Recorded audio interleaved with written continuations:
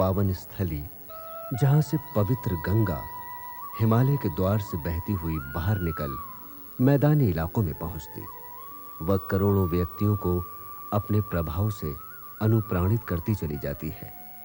असंख्य व्यक्ति यहां नित्य आते पाप नाशनी तरन तारणी भागीरथी का दर्शन करते, उसमें स्नान कर स्वयं को सौभाग्यशाली अनुभव करते हैं।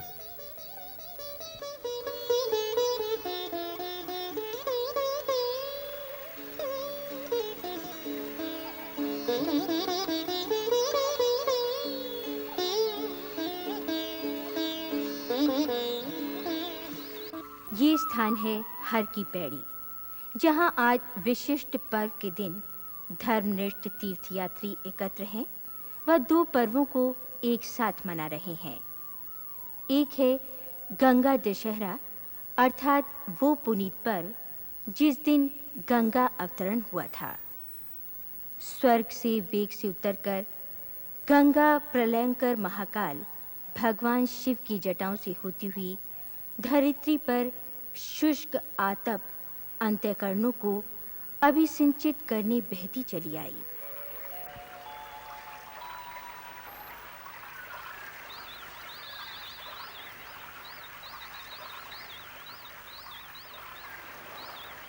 दूसरा पर्व है गायत्री जयंती। गायत्री वेद माता कही जाती है। प्रजापिता ब्रह्मा के मुख से चारों वेद अपौरुषेय वाणी के रूप में पहले गायत्री मंत्र के रूप में जिस दिन अभिव्यक्त हुए, वह यही गायत्री जयंती पर्व है।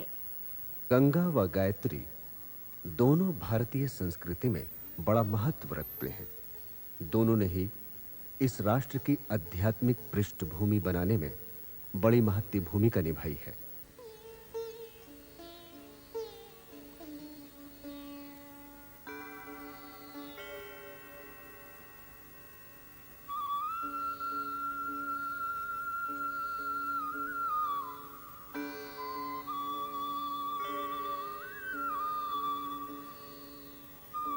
गायत्री मंत्र करोड़ों व्यक्तियों को सन्मार्ग पर चलने की आदिकाल से प्रेरणा देता आया है एवं भागीरथ के तप से अवतरित गंगा जन जन की गहन श्रद्धा की प्रतिमूर्ति है।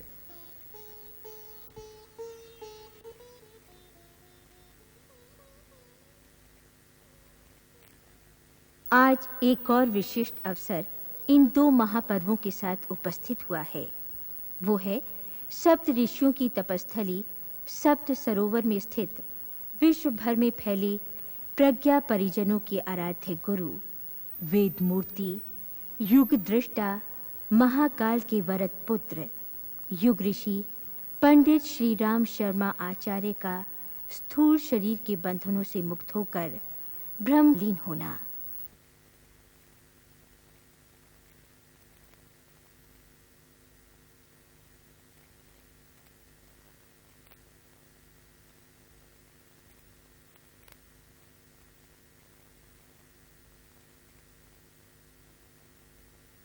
शांति कुंज वो तपस्थली है जिसे नूतन सृष्टि के सृजिता इस युग के विश्वामित्र ने अपनी कठोर साधना द्वारा विगत 20 वर्षों में ऊर्जा से अनुप्राणित कर करोड़ों व्यक्तियों के मन को मत कर उन्हीं सन्मार्ग पर चलने की प्रेरणा दी, दिव्य संरक्षण प्रदान किया एवं अपना ममत्व उन पर लुटाया।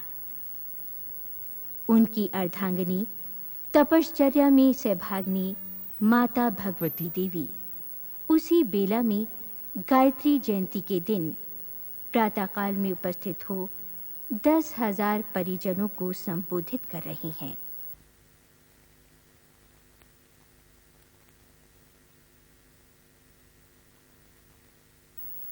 उस समय जब वो महामानव स्वयं सूक्ष्मीकृत होने से उद्यत है, उन्हें वो सारी अनुभूति है जो एक महामानव के रूप में ऋषिका को हो सकती है।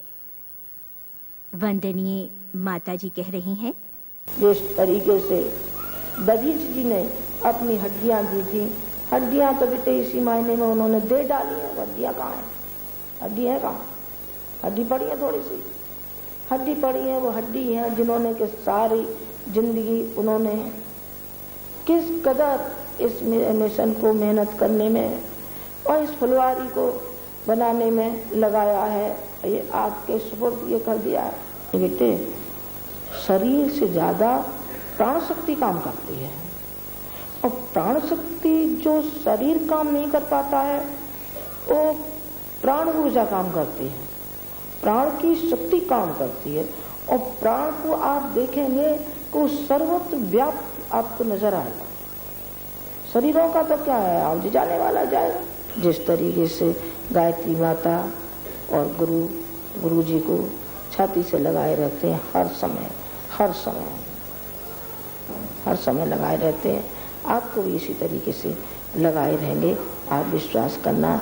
एक समय ऐसा भी था जब आज से 7 वर्ष पूर्व पूज्य गुरुदेव की एकांत साधना में जाने से पूर्व वे दोनों साथ साथ आते, परिजनों को संबोधित करते व प्यार भरी मुस्कान बिखेरते जाते थे।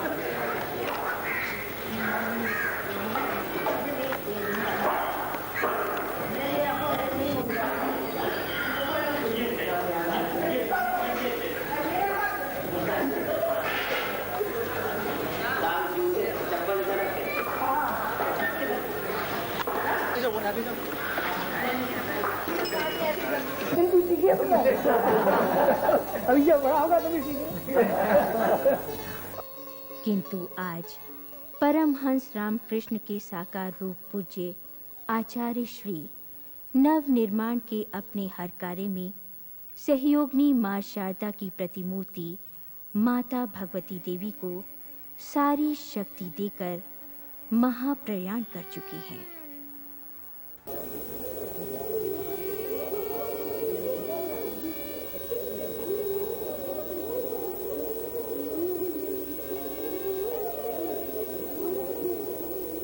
हर परिजन आज शोक विवल है, संतप्त है। अपने अभिभावक संरक्षक का साथ प्रत्यक्षता अपने ऊपर से उठ जाने पर ऐसा ही भाव विवल करने वाला दृश्य आज शांति कुंज में देखा जा रहा है।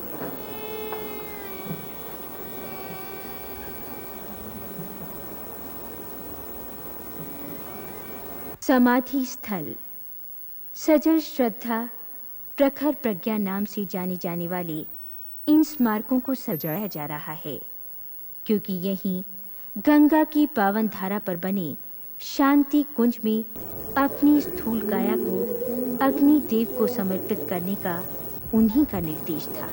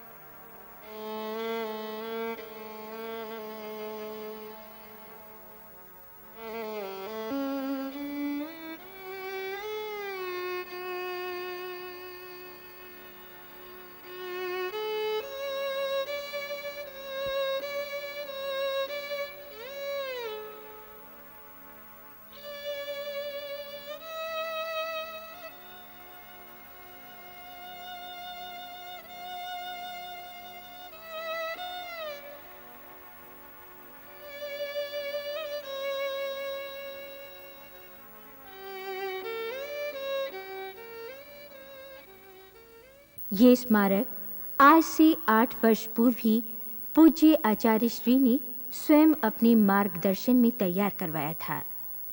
यही स्मारक आज उनकी पुण्य स्थली बनने जा रहा है।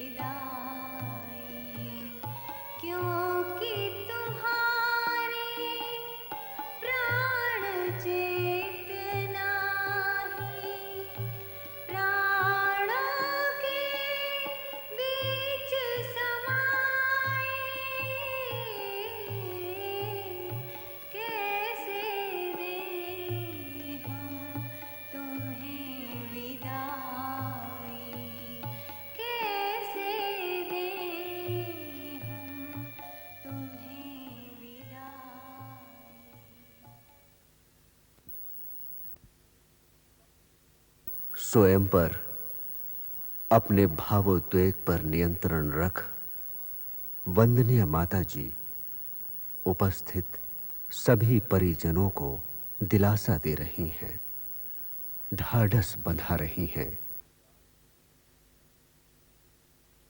दास कबीर ने ऐसी ओढ़ी ज्यों कि तू धर देनी चदरिया।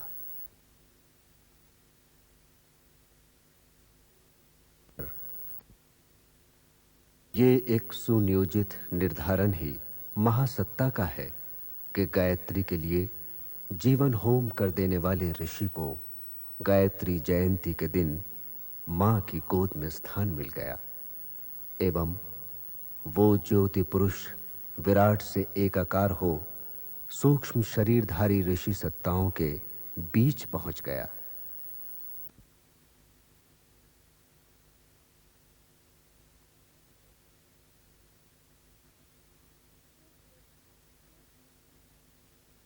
जब जब भी सृष्टा को आवश्यकता पड़ी, उसने देवदूत महाकाल की अंशधर सत्ताओं को धरती पर आस्था संकट के निवारण के लिए भेजा है।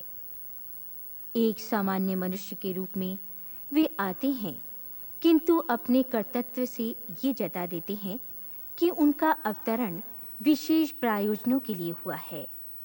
ऐसे व्यक्ति संत भी होते हैं, सुधारक भी एवं शहीद भी। यही एक प्रकार से अवतार सत्ता का स्वरूप है। मत्स्य अवतार से लेकर बुद्ध अवतार तक की अवतार परंपरा यही सिद्ध करती है कि भगवत सत्ता संव्याप्त अनीति एवं आस्था संकट के निवारण हेतु सदा से ही प्रतिबद्ध रही है।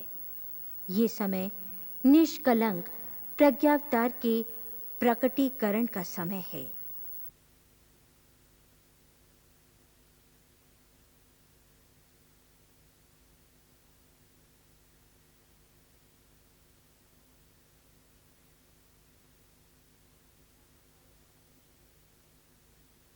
महाकाल समूची मानव जाति को झकझोरकर परिस्थितियों को बदलने, विचार क्रांति का ताना बाना बुनने में लगा है। लाल मशाल उसी विचार क्रांति का दशमावतार के अवतरण का प्रतीक है।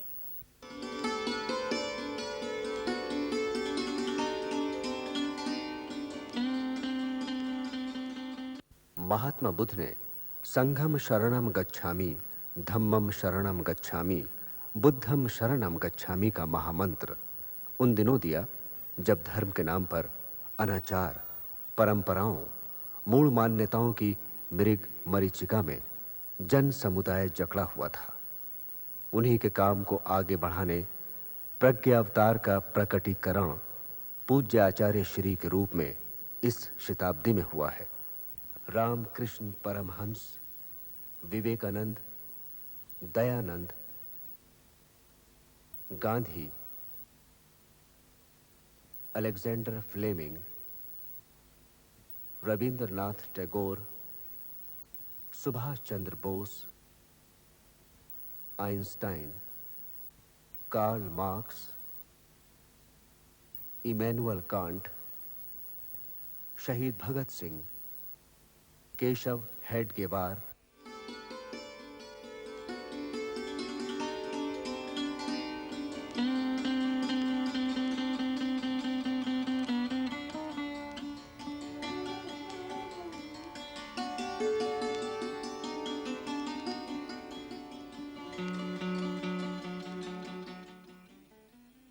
विगत 1.5 शतक में जन्मे हैं।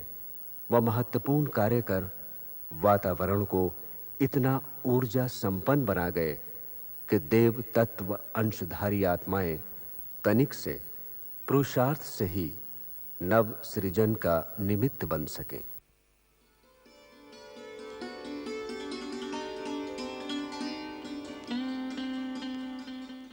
पिता रूप किशोर जी शर्मा व माता दान कुंवारी देवी ने मनु शत्रुपा की तरह तप किया होगा, तभी तो स्वयं महाकाल की सत्ता उनके घर जन्मी।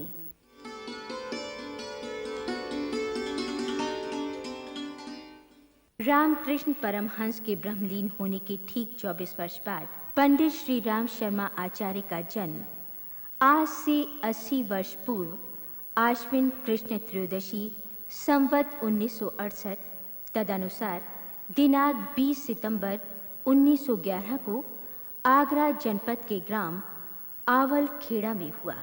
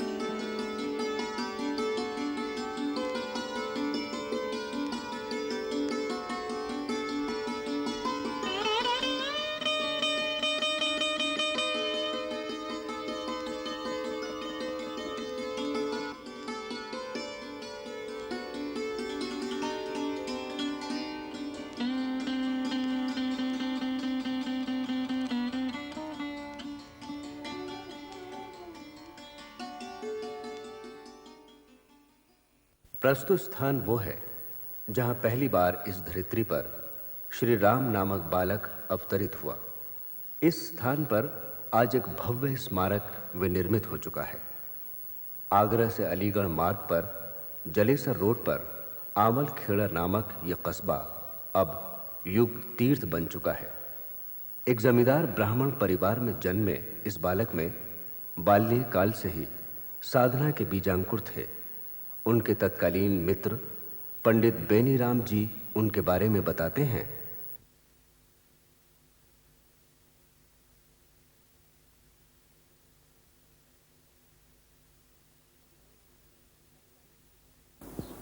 मेरा उनका संपर्क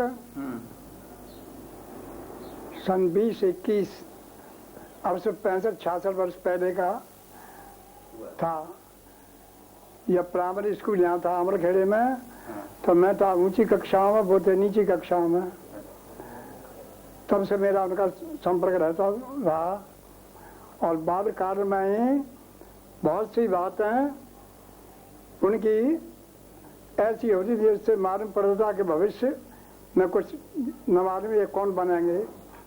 उनकी मुझे याद है उस काल में वो एक रामायण की चौपाई सुनाया करते थे निराकार ब्रह्म के ऊपर।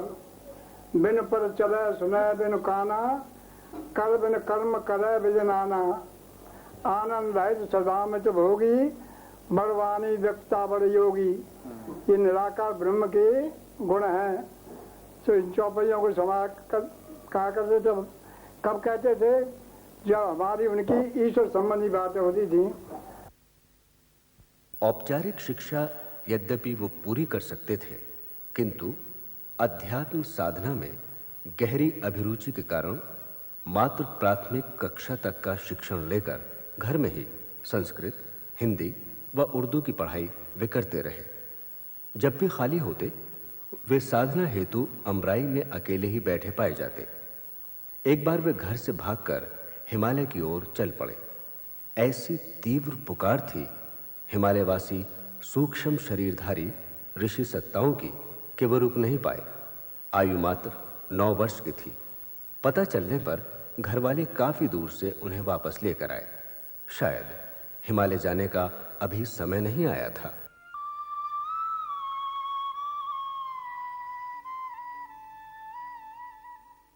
दस वर्ष की आयु में महामना मदन मोहन मालवीय जी के हाथों बनारस में उनका यज्ञोपवीत हुआ।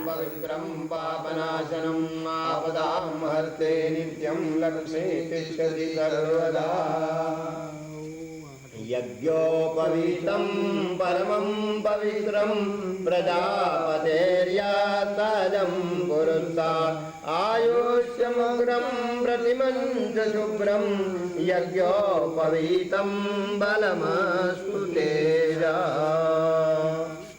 उन्होंने गायत्री मंत्र उनके कान में फूंककर बालक श्री राम को द्विजत्र प्रदान किया। वह एक सूत्र दिया, गायत्री ब्राह्मण की कामधेनु है। ब्राह्मण वो जो त्यागी तपोमय जीवन जीता हो। वह ऐसे व्यक्ति को गायत्री माता का अमृत पान अमर कालजयी बना देता है। 12 वर्ष की आयु में बालक पर वज्रपात हुआ। पिता का देहावसान हो गया।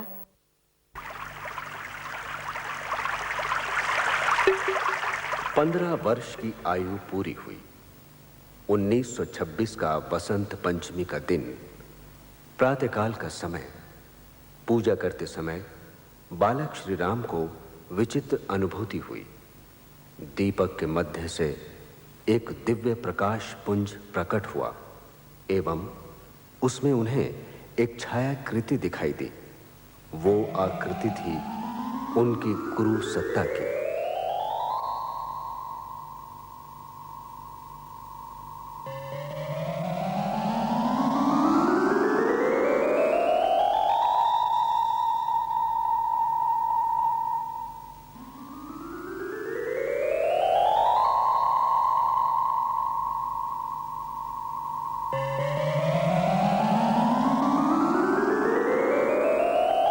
आश्चर्यचकित बालक को सूक्ष्म शरीरधारी उस दिव्य आत्मा ने बताया कि वे हिमालय से अपने शिष्य को खोजते हुए वहां पर आए हैं। पिछले जन्मों में भी वे मार्गदर्शक की भूमिका निभाते रहे हैं। कबीर, समर्थ रामदास एवं रामकृष्ण परमहंस जैसे महापुरुषों के रूप में उनका पहले भी जन्म हो चुका है और इस जन्म में भी उन्हें विशेष भूमिका निभानी है।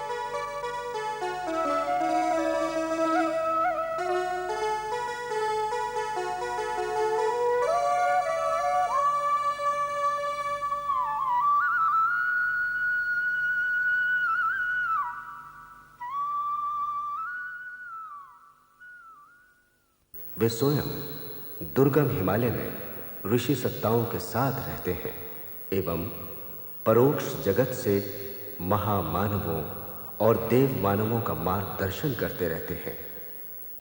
उनके गुरुदेव ने इस वसंत पर्व पर 3 मुख्य निर्देश दिए। एक, 24 वर्ष तक 24 लक्ष के गायत्री महापुरुष चरण संपन्न करना। इस अवधि में मात्र गाय के दूध व छाछ पर रहना। दूसरा, अखंड ज्योति प्रज्वलित कर एक पत्रिका प्रकाशित करना, एक विशाल संगठन बनाना। तीसरा, स्वतंत्रता संग्राम में भाग लेना। इतना कहकर उनके गुरु श्री सर्वेश्वरानंद जी उन्हें उनके जीवन के भावी निर्धारणों के बारे में बताकर दुर्गम हिमालय लौट गए। वो स्थान जिसे पार्लियामेंट ऑफ सेंट्स कहा जाता है, हिमालय कह रहा है पुस्तक में उसके विषय में विस्तार से वर्णन है।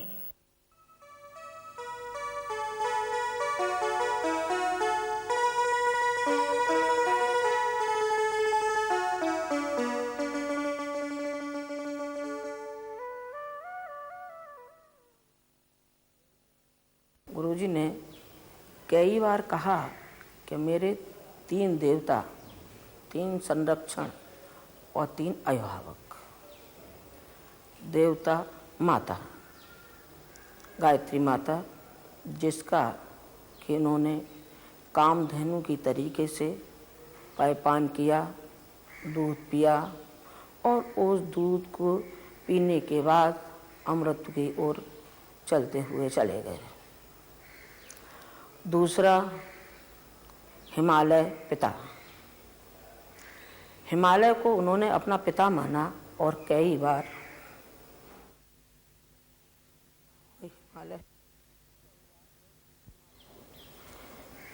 वो हिमालय गए और एक वर्ष वहाँ रहे।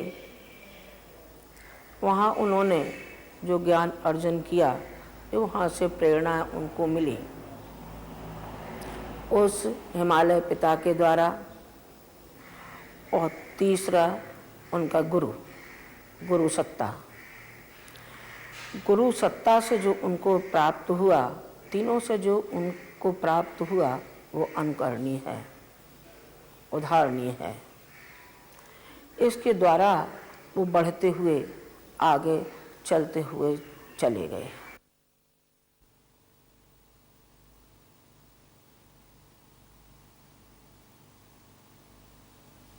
उनके जीवन में एक नया मोड़ आया।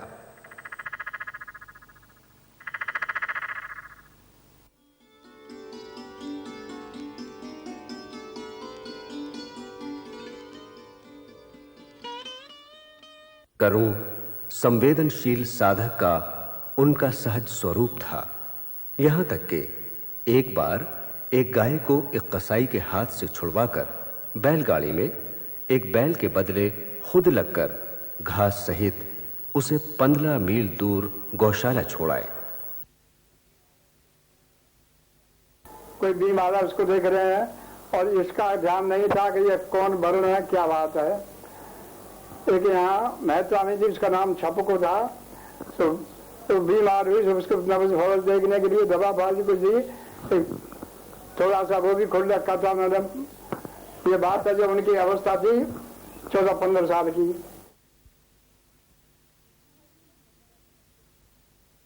हरिजन महिला छपको के हाथ में गैंग्रीन था।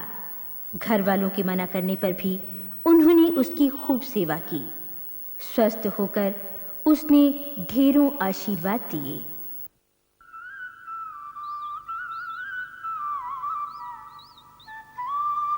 एक मुसलमान साहूकार की बहू को युवक श्री राम ने जलते घर से तब बाहर निकाला जब घरवाले उसकी चिंता न कर सामान की परवाह कर रहे थे।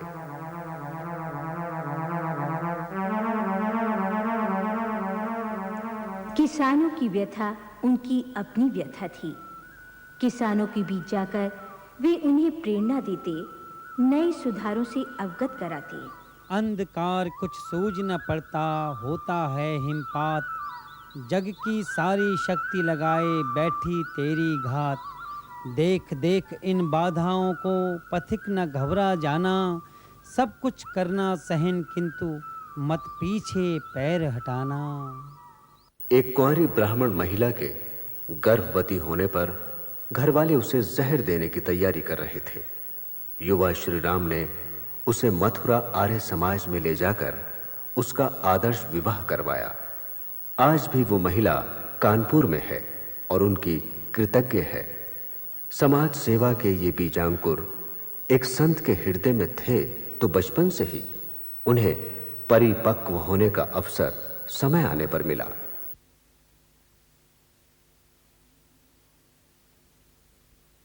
महिलाओं को स्वावलंबी बनाने के लिए उन्होंने 20 वर्ष की आयु में एक बुनता घर बनाया। इसका विकसित स्वरूप आज शांति कुंज में देखा जा सकता है।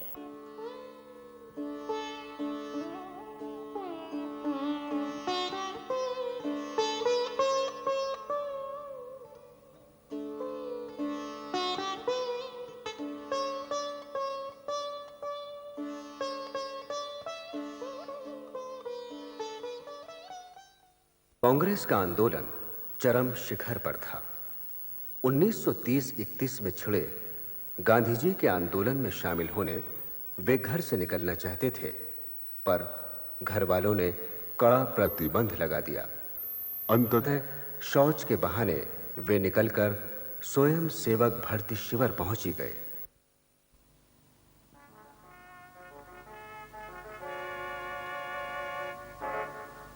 अंग्रेज सरकार का दमन चक्र चल रहा था। सत्याग्रह के दौरान उनसे तिरंगा झंडा छुड़वाने आई पुलिस उन्हें पीटती रही। झंडा जब बेहोशी की हालत में उनसे छूटने लगा तब मुंह से पकड़ लिया। झंडे का टुकड़ा अस्पताल जाकर ही निकाला जा सका। तब से उन्हें श्री राम मत्त आजादी के दीवाने के रूप में जाना जाने लगा। नमक आंदोलन में भी वे शामिल हुए और नमक के घोल की कीचड़ में पुलिस से पिटते हुए गिर गए। इतना सब होने पर भी आजादी की लगन लगी रही। वे एक आदर्श स्वयं सेवक थे, इतने कि श्री बाल कृष्ण नवीन जैसे नेता ने उनकी विनम्रता को, सेवा भावना को सराहा।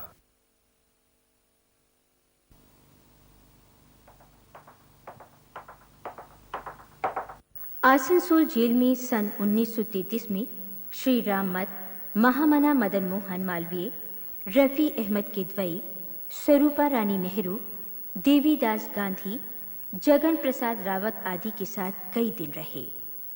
इस अवधि में उन्होंने मालवीय जी से मुट्ठी फंड का मूल मंत्र सीखा।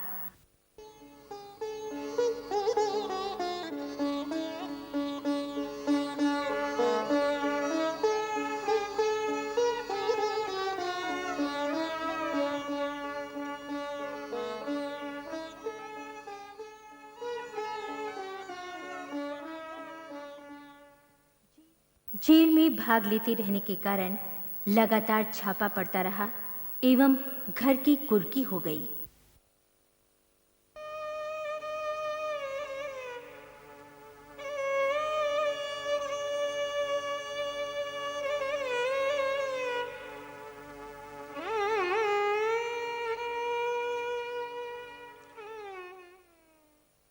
आंदोलन के दौरान उनके द्वारा एक लगान बंदी के आंकड़े इतने प्रामाणिक पाए गए कि शासन ने उस आधार पर लगान माफी की घोषणा कर दी। ये एक व्यक्ति का एकाकी परिश्रम था।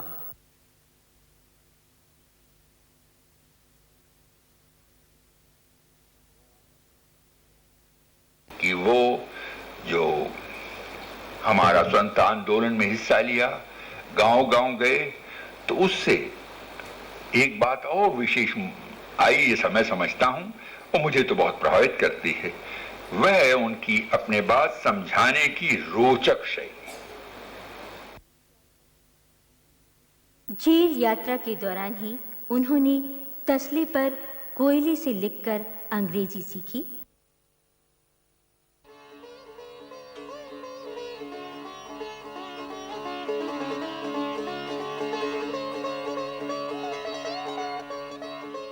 अपने मधुर स्वभाव के कारण बाल कैदियों के शिक्षक बनाए गए।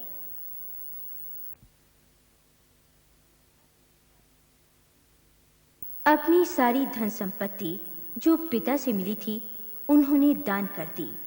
बालकों के लिए एक इंटर कॉलेज की स्थापना की जो उनकी मां के नाम पर हुई। दैनिक समाचार पत्र सैनिक में जो आगरा से प्रकाशित होता था उसका वे संपादन कार्य भी करते रहे तथा स्वतंत्रता आंदोलन में भाग लेते रहे।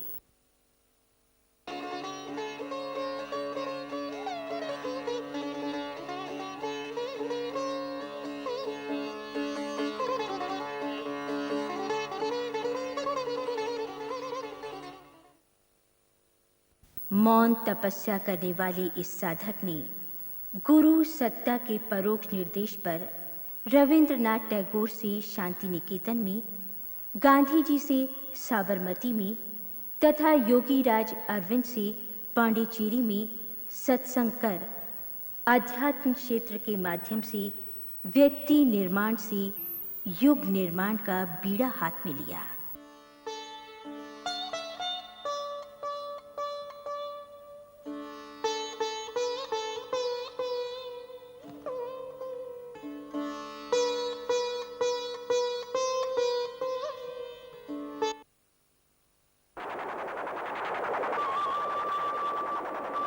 पूरे भारत की यात्रा उनने की।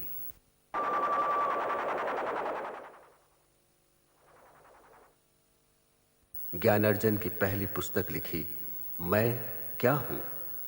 आत्मोपनिषद पर लिखी यह पुस्तक एक शुभ आरंभ मात्र थी। यह यात्रा काफी लंबी चलनी थी। वह विराट परिमाण में साहित्य के रूप में आगे चलकर पूरी हुई।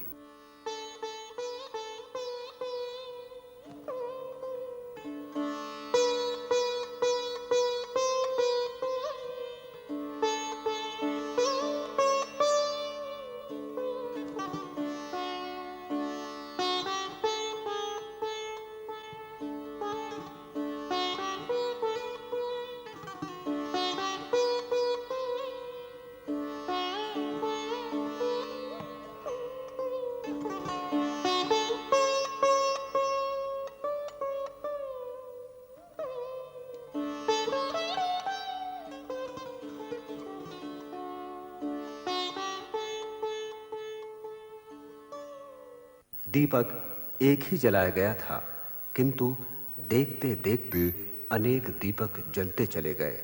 वह संगठन विनिर्मित हो गया। अखंड ज्योति का पहला अंक जनवरी 1940 में प्रकाशित हुआ।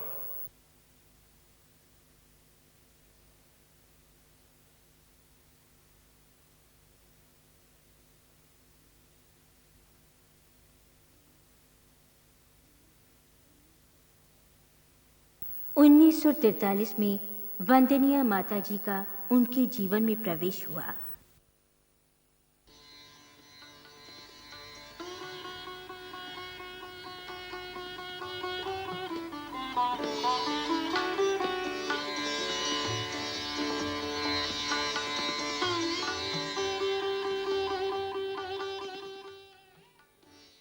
उन्होंने आतिथ्य परंपरा से लेकर हर कार्य में अपने आराध्य का साथ निभाया।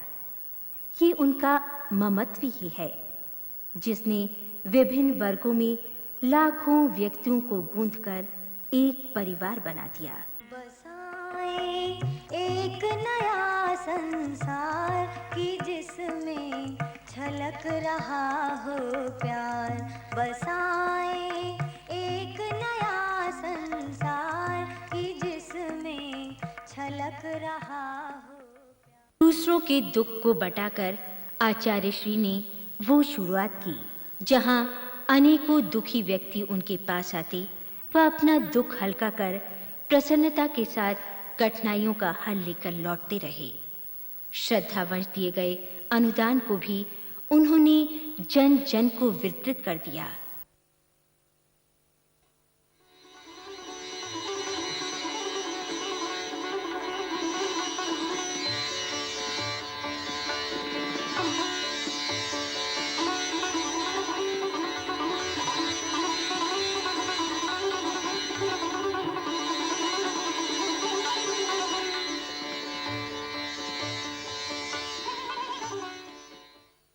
जीवन यात्रा चलती रही।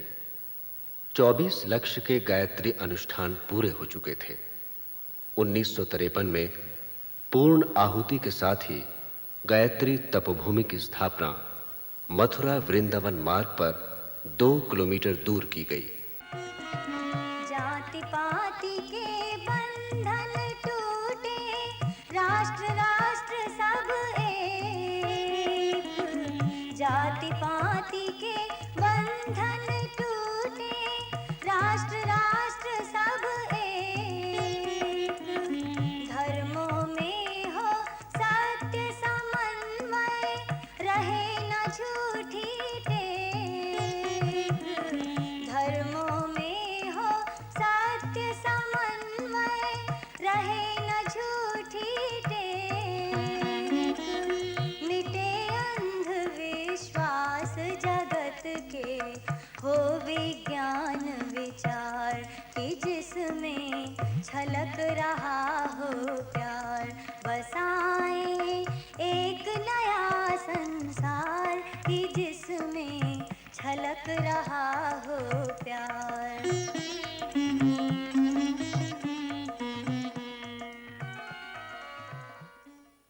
कुछ नया कर दिखाने, इंसान को नई प्रेरणा देने का उनका संकल्प था। तपोभूमि उसी का केंद्र बना।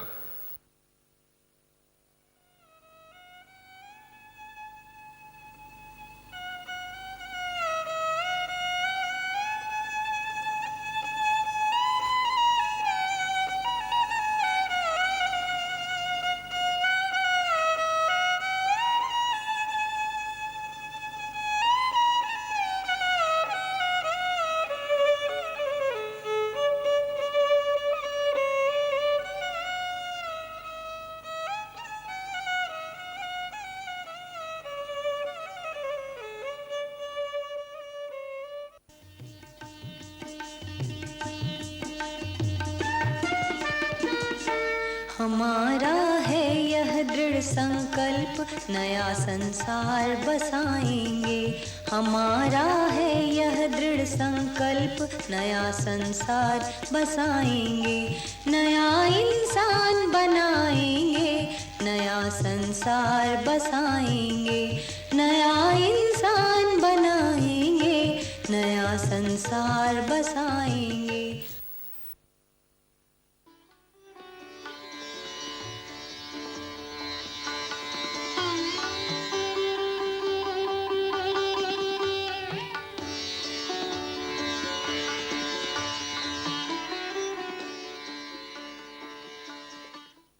गायत्री महाविज्ञान ग्रंथ बनकर तैयार हुआ। वह गायत्री का ज्ञान घर घर पहुंच गया। 1956 के गायत्री महायज्ञ को नरमेध नाम दिया गया। समाज के लिए बलिदान, त्याग, सब कुछ अर्पित कर देना ही इसका अर्थ था। पहला बलिदान उन्होंने अपना दिया।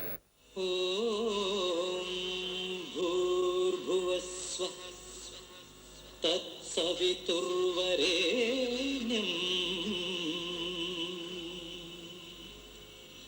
भर्गो देवस्य धीमहि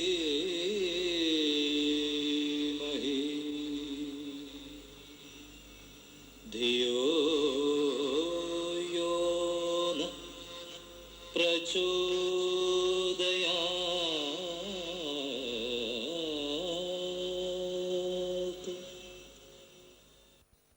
पंडों ने उनका प्रतिरोध किया।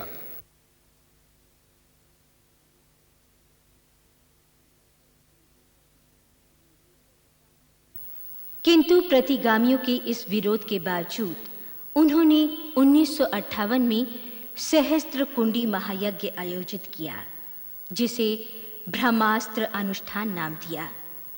इस यज्ञ के माध्यम से एक विशाल संगठन खड़ा हो गया।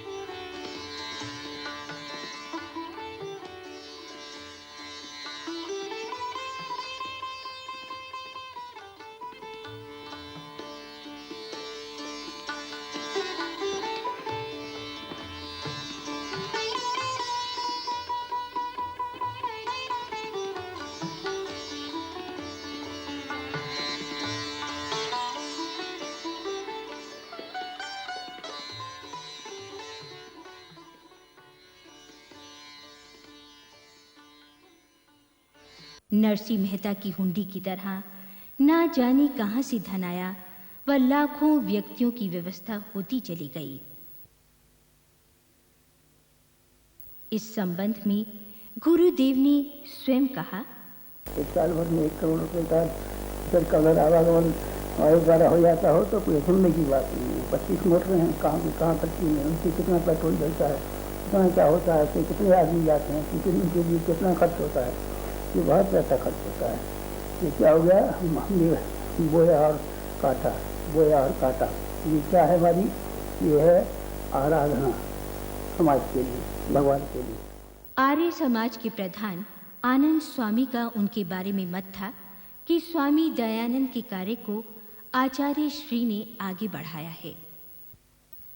1960-61 में दिव्य सत्ता के निर्देशों पर आचार्य श्री हिमालय यात्रा पर गए।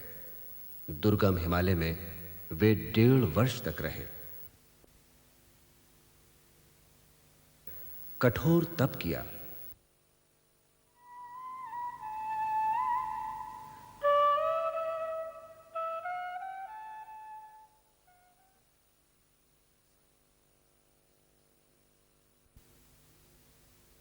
प्रकृति के सानिध्य में अकेले कैसे रहा जा सकता है, इसकी साक्षी स्वरूप सुनसान के सहचर पुस्तक लिखी। उन्हीं दिनों आर्ष ग्रंथों का अनुवाद गंगोत्री से करके सुगम भाष्य प्रस्तुत किया गया। चारों वेद, 108 उपनिषद, दर्शन, पुराण, स्मृति, ब्राह्मण, आरण्यक का सुगम भाष्य लिखकर उनने जन जन तक पहुंचाया। विनोबा भावे ने उसे मस्तक से लगाकर अपनी शुभ कामनाएं आचार्य जी तक पहुंचाई।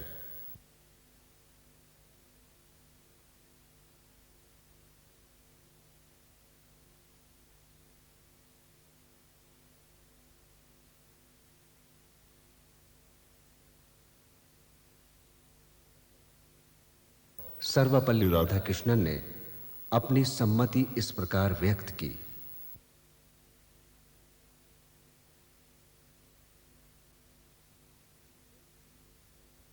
व्यक्ति आस्तिकता का अवलंबन लेकर यदि स्वयं को बदले तो समाज बदल जाएगा। अकेले मेरे करने से क्या होगा। मैंने एक बात को जरा जोर से कहा था, शायद आपको ऐसी लगी हो, व्यक्ति को उठाने की बात, वही सबसे बड़ी बात है। वरना आप कहीं देख लीजिए, मन में आता है, अरे समाज में ये बुराई फैली हुई है तो मैं अकेला क्या करूंगा। देश के कोने कोने में गायत्री मंत्र पहुंचा, संस्थाएं बनी, लोगों तक पहुंचा। मैं उसके मूल में वही बात मानता हूं। उनकी बात में वो गहराई थी, क्योंकि उसके पीछे उनका स्वयं की तपस्या थी, चिंतन था और आचरण था, जिसके नतीजे में हजारों लोग उस तरफ चले और हजारों के नहीं लाखों चलते रहेंगे।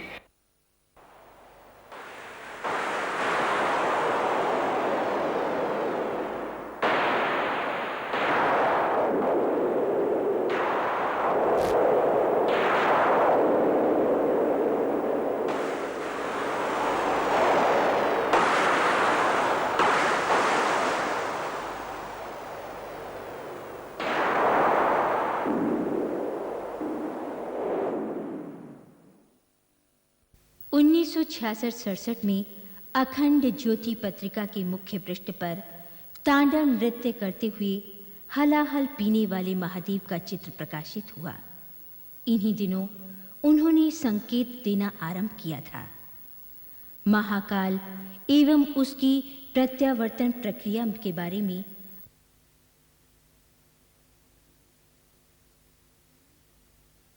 आने वाला समय विषम है, ये बताकर सभी शिष्य परिजनों को नैष्ठिक साधना का भागीदार बनाकर स्वयं के लिए उच्च स्तरीय साधना का निर्धारण उन्होंने इन्हीं दिनों किया।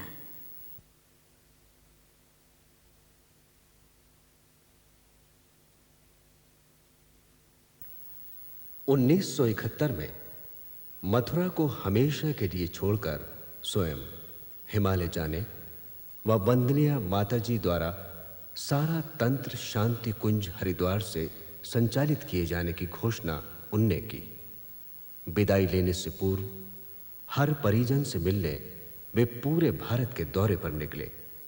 स्थान स्थान पर गोष्ठियां की, सभाओं को संबोधित किया एवं संगठन को मजबूती का आधार दिया।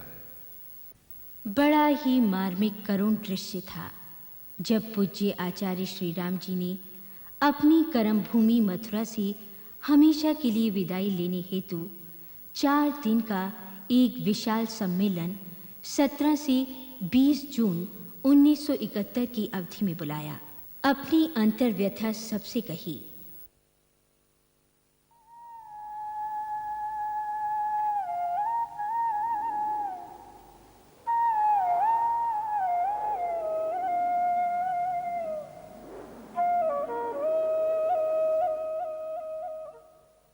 समाज के नवनिर्माण युग निर्माण हेतु स्वयं कड़ा तप करने व औरों को प्रेरणा देते रहने का आश्वासन देकर वे 20 जून को मथुरा से प्रयाण कर गए।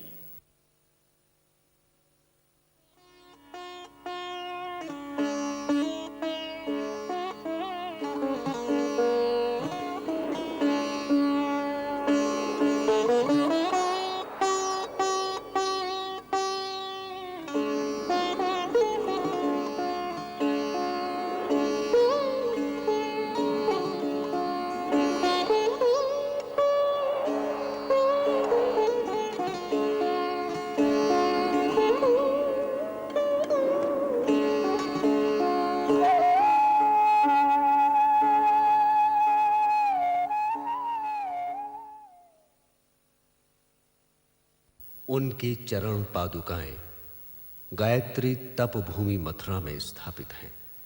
संगठन का प्रचार प्रकाशन तंत्र वहीं पर है।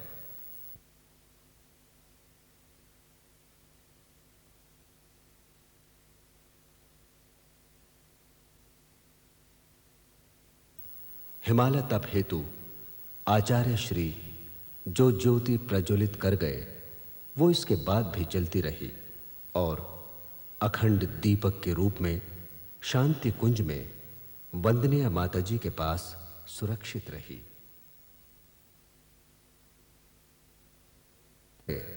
वो इसके बाद भी जलती रही।